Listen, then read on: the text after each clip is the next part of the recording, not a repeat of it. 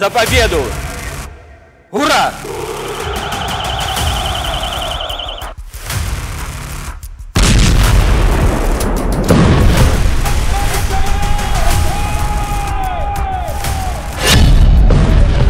रईसी का बदला, पुतिन का परमाणु युद्ध।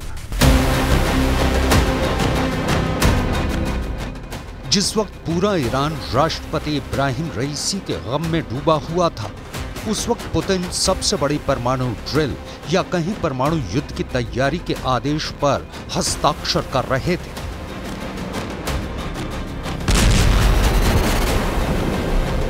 जिस वक्त ईरान राष्ट्रपति इब्राहिम रईसी को कब्र में दफन किया जा रहा था, उस वक्त रूस की किंजल मिसाइल से एक साथ कई परमाणु हमले की प्रैक्टिस की जा रही थी। यकीन करना तो मुश्किल है, लेकिन कुछ खबरों में इशारा किया गया है कि हेलीकॉप्टर हादसे में मारे गए राष्ट्रपति रईसी की मौत से राष्ट्रपति पुतिन बेहद गुस्से में हैं।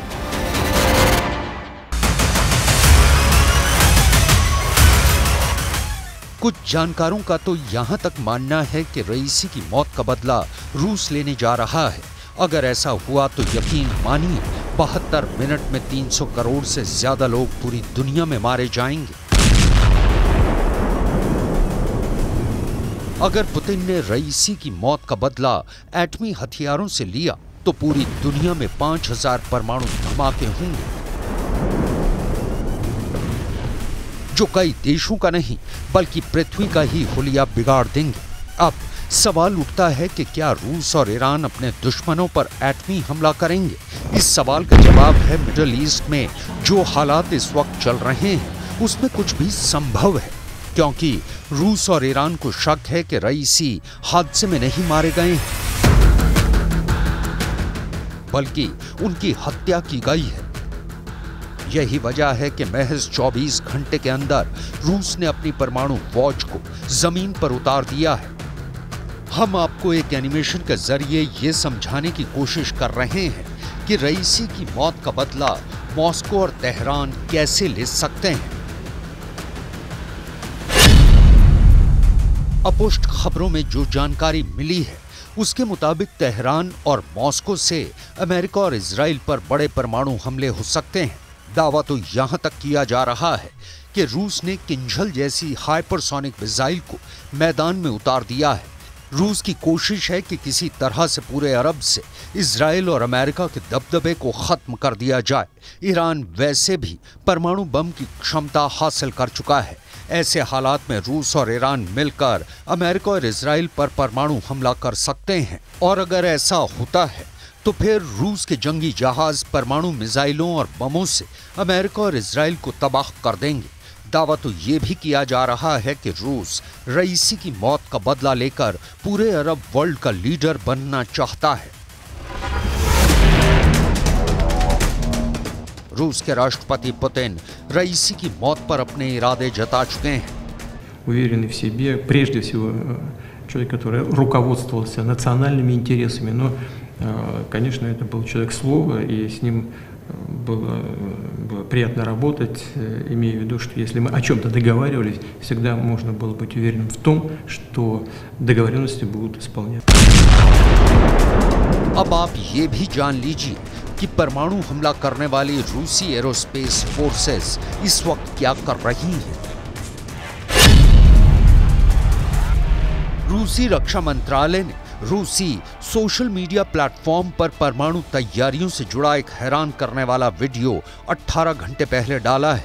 इस वीडियो में रूसी एरोस्पेस फोर्सेस की लड़ाकू इकाइयों के कर्मी किंजल हाइपरसोनिक मिसाइलों के साथ दिख रहे हैं। रूस की तरफ से ये दावा किया गया है कि विशेष हथियारों के साथ रूस के लड़ाकू विमान और मिसाइलें जंग के लिए पूरी तरह से तैयार हैं।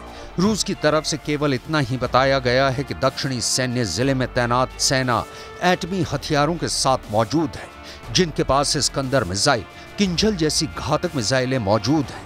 खबर के मुताबिक रूसी सेना ने दक्षिणी सैन्य जिले में उच्च जोखिम वाले गैर रणनीतिक परमाणु हथियार से पहले चरण का अभ्यास शुरू कर दिया है।